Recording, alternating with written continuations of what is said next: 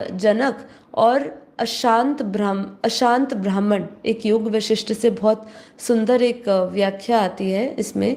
इसमें बता रहे हैं कि एक बार एक ब्राह्मण राजा जनक के पास गया और बोला, महाराज, ये संसार तो दुख है, अन्याय है, मूर्खता से भरा हुआ है, मुझे कुछ शांति चाहिए, मुझे संसार त्यागना है। राजा जनक मुस्कुराए और बोले, ब्राह्मण, यदि तुम्हारा मन शांत नहीं तो हिमालय में भी तुम अशांत रहोगे, और यदि मन शांत हो तो महल में भी समाधि संभव है।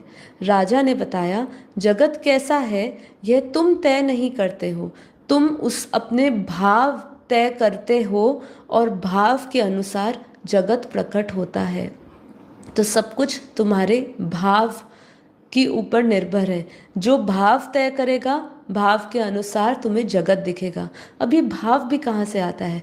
यदि मनुष्य अज्ञानता में रहता है, अज्ञानता में जी रहा है, तो उसके लिए ये भौतिक जीवन, भौतिक जगत से जुड़ी हुई हर एक संबंध, हर एक वस्तु, हर एक पदार्थ बहुत कीमती उसको महसूस होगी, और उसका भाव ये तय कर लेगा कि यही सब कुछ है, बस इसी के पीछे भागो, इसी की प्राप्ति के लिए भागो।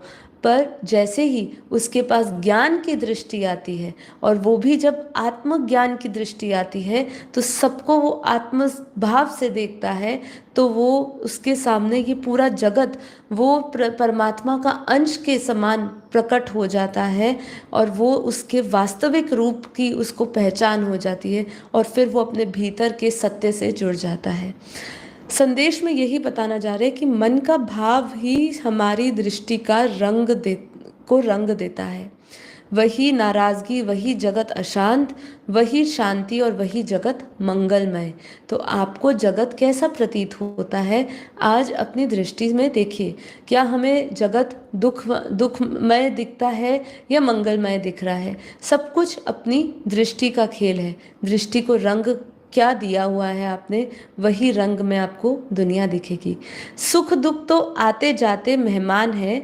युधिष्ठिर और यक्ष प्रश्न महाभारत में से जो लेते हैं, उसमें क्या समझाते हैं कि यक्ष ने युधिष्ठिर से पूछा, संसार में सबसे आश्चर्यजनक बात क्या है?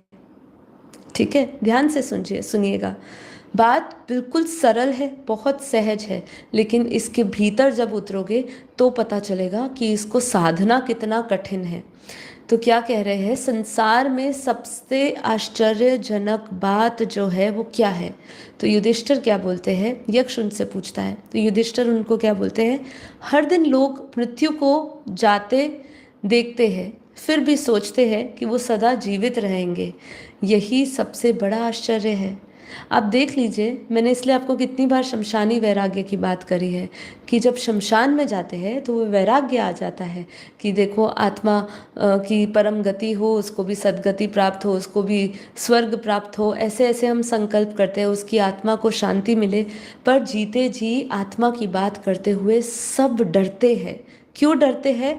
उनको ऐसा लगता है गलती से हमने इसके बारे में सोच लिया तो मृत्यु हमारे नज़दीक आ जाएगी, हमारे मुख से बात निकल जाए कि ये जीवन में सत्य वही है जो मृत्यु और जीवन के बीच का जो जो समझ जाए, इस खेल को समझ जाए, वही सत्य है, और वो जान ले तो ही आपका जीवन जो जीवन है वो आपका सफल है।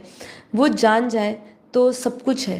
पर लोग डरते हैं, उसको मानना नहीं चाहते हैं। मृत्यु का नाम ही उनको ऐसा लगता है, अगर हमने गलती से पूरे दिन में एक बार मृत्यु बोल दी तो हमारी मृत्यु सही में उसी दिन उसी क्षण हो जाएगी।